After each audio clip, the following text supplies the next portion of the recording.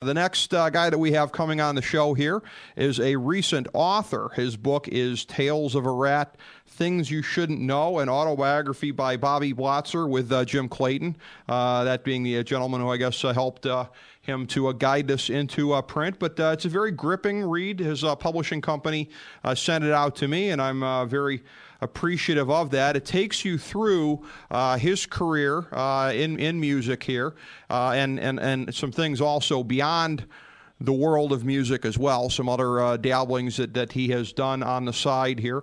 But predominantly the book surrounds his music career and the relationships that were a part of that and continue to be. And, of course, the whole trajectory of Rat, which, again, as we discussed previously, pretty big in the 80s. And you can make a pretty nice residual living for a long time off of that once you've really established yourself and once you can continue to put out some music to augment the core part of your catalog. And they've continued to do that over time. Again, there are some tremendous stories in the book. It's as entertaining as you would figure that it would be from anybody from the L.A. metal scene in the 80s. You have to go in assuming that there's going to be a lot of great stories, and that's going to be one of the things we're going to ask him about in terms of his approach for putting the book together, because he certainly was very forthcoming about a lot of different stories and a lot of different aspects in the book. And I understand now that we do have him on the phone lines, so it's great to have him on and be able to bring him in for a conversation here. We have on the phone lines with us Rat drummer Bobby Blotzer. Great to have you in the FDH Lounge tonight, Bobby. How are you? What's up, baby? How y'all doing? Hey, pretty good. How you doing? If I was any better, I'd be twins. All good. I have to ask you first and foremost here, I hate to introduce what could be a contentious note off the bat, but I didn't pick up on this from the book. You're a Pittsburgh native. We're, of course, broadcasting from the Sports Talk Network flagship city of Cleveland. Are you, perchance, a Steeler fan? Well, let's just put it this way. As much as I love going to Cleveland and playing and love the fans there, I hate Cleveland. No, I'm just kidding. I'm only joking. Of course, you know our rivalry goes way back. I am, of course, a major Steelers and Pirates fan and always will be. And Penguins, of course. I was going to say, I got you on the Penguins, too, because my all-time favorite player is Steve Yzerman. So, of course, I'll be rooting for Tampa in the first-round series. So. Well, they're playing right now, aren't they? Or is that... I think that game's underway. Well, since I've started us on a contentious note here, let's move along. It's an interesting book. I always love to get into the creative process with anybody that's in any part of the creative arts, and for you, of course, it's music, and now publishing. I want to get specifically to state of mind, things you decided to include versus not include, because we've kind of run the gamut previously on the show, and I think we did so in consecutive weeks. One week, it was Bob Barker on the show when he was promoting his book, and he was very reticent, old school Hollywood, didn't badmouth anybody, just kind of kept it old school in that way. The next week, we had on Missy Hyatt, wrestling manager from the 80s and 90s, and she was very forthcoming, and boyfriends this, and sex acts that. So opposite ends of the spectrum. And her explanation was, look, this is what people expect from me. They're going to expect this if they're plunking down money for a Missy Hyatt book. I got to be forthcoming. I'm going to guess that your explanation probably falls somewhere along the lines there. If somebody's buying a book from the drummer of Rat, they're probably going to expect the sex, the drugs, and everything else, correct? Well, I mean, of course they're going to expect that, because whether that happened or not, that's what they're going to expect.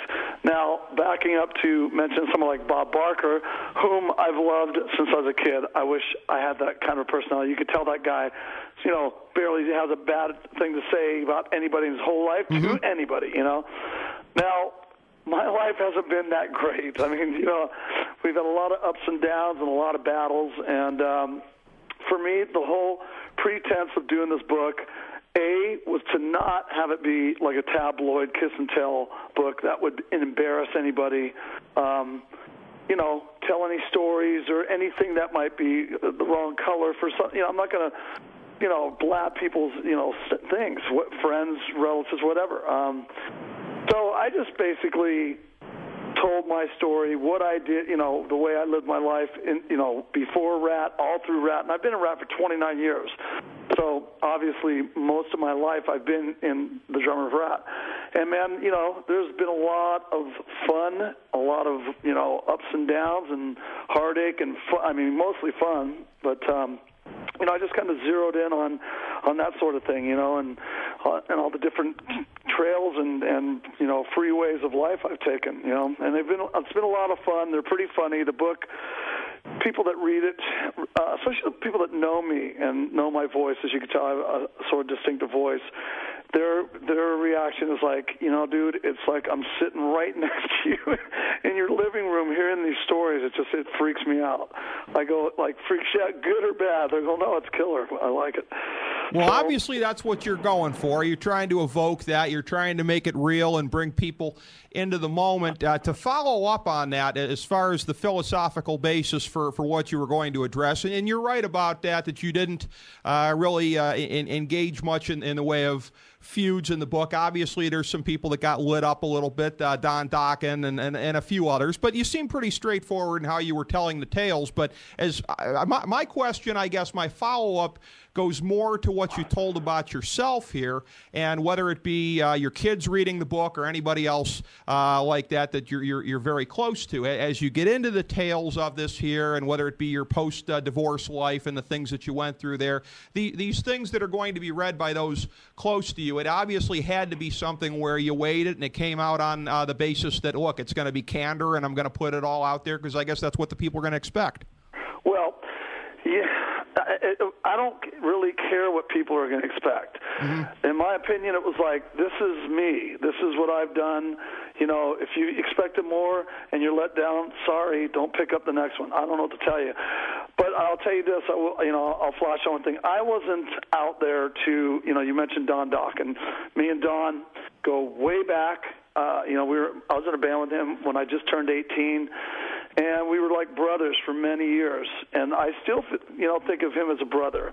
And I have a real life brother that we didn't speak for 8 years, and I've gone through this with Don. I think we've kind of, thrown the towel in a little bit, so to say. But there's things that went down that there was a lot of good and bad. But I told the stories of both. So while I was telling these stories, I'm not going to leave out certain things, that affected our relationship as friends. Thus hence, he's never said a word to me about the thing. The only guys that were kind of concerned, Stephen and Warren in my band were kind of concerned, and they were asking for a courtesy pre-read, and I was a little taken back by that, because I simply said, look, guys, you're not going to, take my book and change anything in it. You're not, this is not where this is lying. You're cool. I mean, I'm in business with you.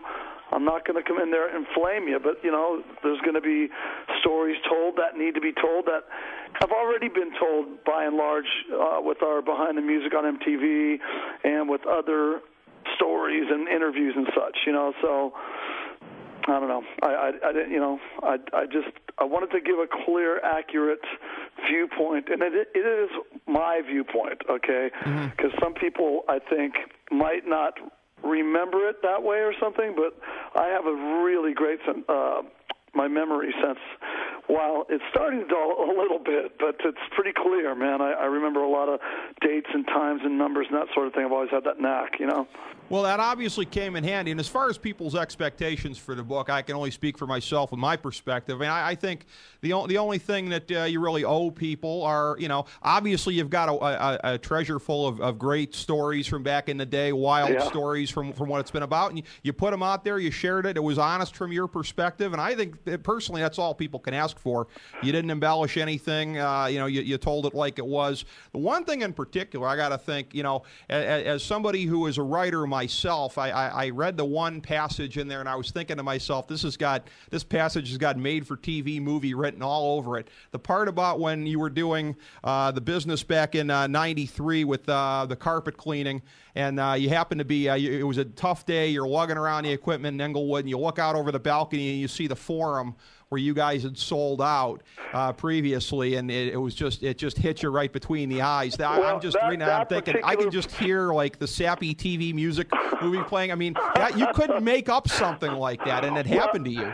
Keep in mind that at that time I was still, living great, had a lot of money in the bank, but things were, it had been a couple of years that the band had been broken up, and having about a $20,000 a month nut that I was spending, things were depleting. So I'm like, okay, to my ex-wife Jenny, what are you gonna do? We're both going back to work, because at that time the phone wasn't ringing for anybody from bands from the '80s about working, So I had spent the first couple of years thinking, all right, let's let these guys get it out of their system, then we'll be back to work, So I spent that time hanging out with my sons, snow skiing all winter, going to the lake on our boat in the summer, et cetera, just doing, family things. But that quickly, as I'm looking at the money in my bank dropping rapidly, that's when I started 3 businesses, one of which was this steam cleaning business. And frankly, that's like one of the only things I did other than music in my life, and I knew how to do it quick, and it does make money. And I opened, with Jenny, my ex, I invested $100,000 in a flower shop that she ran, and then I bought about 80 vending machines. So, I was a civilian again, and that particular day, man, was really a rough one. I got to admit, it was probably one of the most humiliating and humbling days in my life to have been at this particular place as part of I had a company that was a property management company that gave me a lot of apartments to, facilitate their, when people move out, get the carpets done. And I was looking out the door, man, and at the machine, and saw the Forum, and just in the exact background, the LA Forum, where we headlined there with Bon Jovi opening for us, and this was, I don't know, about 6 or 7 years before, and I just thought, man, this is okay, well, whatever. Let's just say this. I couldn't wait for that day to end, and when it did, me and my buddy Jack Daniels had a long night together. So, you do what you got to do. I always said that in interviews. People would say, well, what if Rat stops tomorrow? What if this whole thing ends? I'm like, I'll do whatever it takes, to feed my family and pay my bills and live. And, I've been blessed in music, and we have, and still am, and, it's really never going to end, because seemingly our catalog continues to sell, and we've not had a year. I haven't had a year off since, I don't know, probably 96 in touring. So thank God for that, Yeah. Well, that's what you got to do. You got to do what you got to do to survive, whether it be in music or by other means, and you've certainly been able to do that. A lot of great tales in the book here. One thing, this will be kind of nice for us. I don't want to say quasi-exclusive or anything, but there wasn't a lot in the book. There wasn't a tremendous amount of backstory on the whole thing with Milton Berle and the Round and Round video. So I definitely wanted to ask you about that and get your insights on that here tonight. What that was like to work with Uncle Milty. I mean, that had to be a trip in and of itself. To have a guy who really just spanned the generations like that, an icon of an earlier part of the 20th century, being a part of a breakout video. It was amazing, and for somebody like myself who I grew up like, and I still to this day, and people that know me that are close to me know that I am so tied to like old Hollywood and the Victorian era and that sort of thing. I just love that era, and so knew of him since I was a little kid. And he was related to our manager, Marshall. He was Marshall's uncle. So, in first meeting him, it wasn't really just an easy, approachable, thing to do, because you were scared, and he's an icon, and, he was very nice, though. And he subsequently was the president of the Friars Club up in Beverly Hills. Mm-hmm. And this was all, the guys, like old school Hollywood guys, and no women were allowed in that club. And they would, people went there all the time, but they would do these periodic roasts. That's where they're derived from, I believe. And Milton would be the master of ceremonies, and he had just, boxes of cards, like on, cue card thing, little flash cards. And so he had tens of thousands of one-liners and such like that. But he would put us at the front table, the band Rat. We would go as the band with our manager and sit there, 10 feet from Johnny Carson and Phyllis Diller, or she was roasted one time. And, to hear these guys, and Don Rickles, Ed McMahon, Tom Bosley, goes on and on and on. There's so many of them, Arnold Schwarzenegger.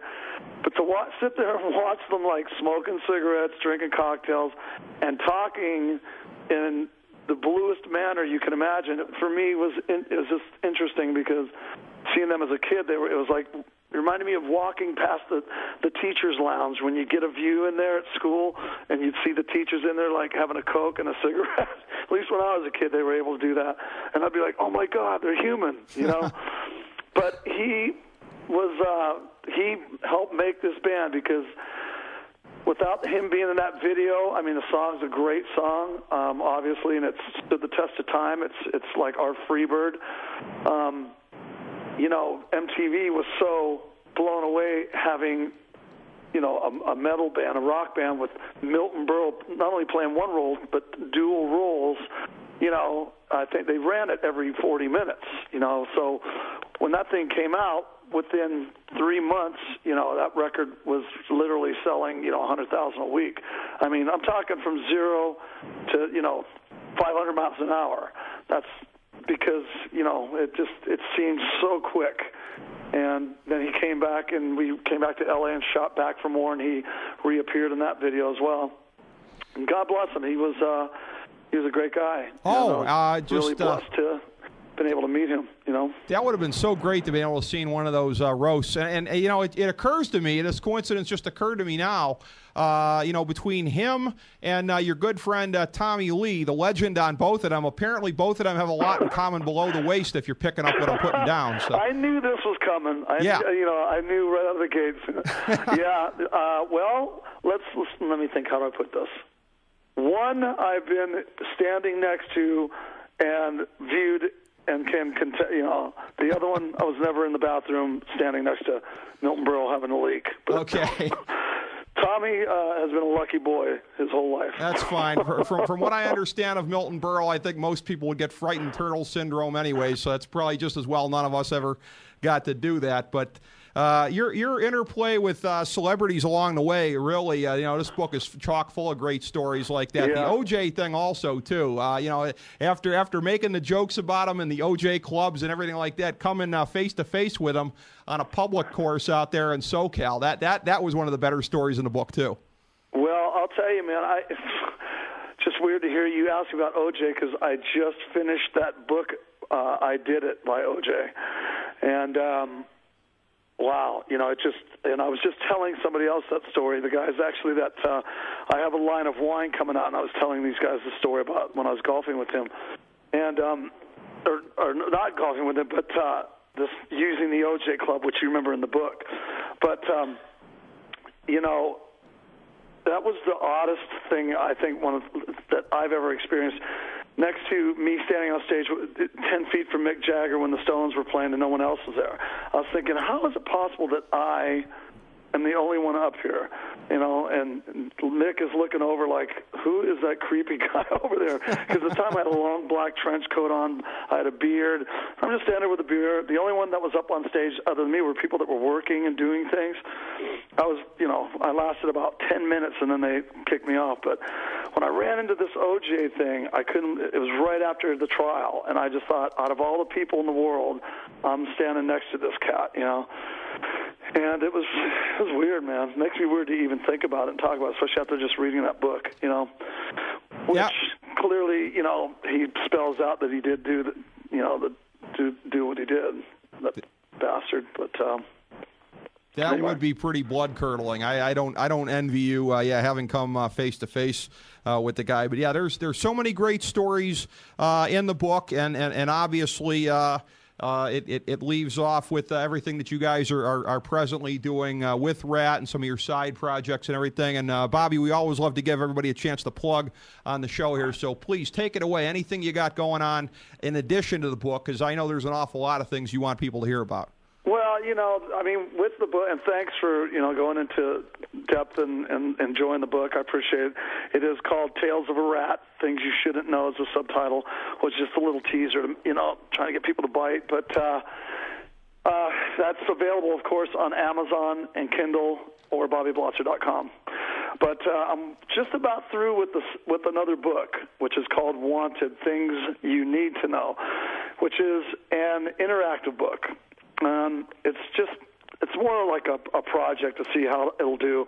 What it is I've had, hundreds of people sending me questions based on anything pertaining to the book, to anything musical in my life, in the business, anything about the music business.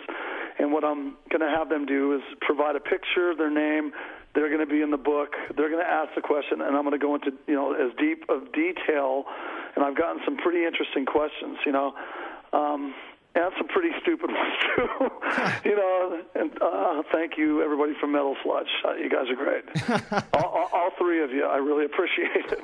But so that thing's almost done. And aside from that, I am venturing into being a winemaker, and that's in conjunction with an actual award-winning winemaker named Christian Story, and a couple other guys that I met up with, Greg Hassler and Don, and we're putting this wine out, and we're putting out a red, which is going to be a Cabernet and Merlot blend, and we're putting out a Chardonnay, and the wine's called Rat and Roll Out of the Cellar, and I think we're gonna call the Chardonnay Body Talk, just for the body of the wine, and we're gonna call the red Sip of the Lip.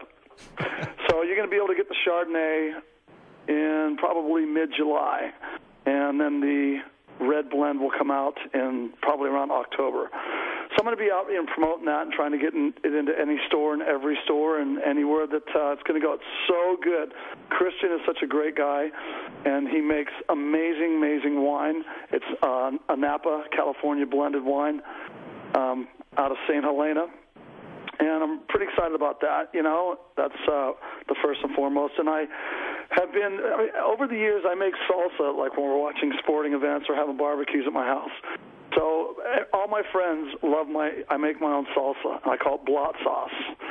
So we're trying to brand that as well. And that will probably fall under the Rat and Roll moniker as well. Blot Sauce, if it's too hot, you're too old. So that's what we're thinking on that end. So in the meantime, I'm just waiting on my great friends, Warren and Steven, to see what we're doing this summer in Rat and, kicking back. And actually, one downside thing, my cat disappeared of 12 years.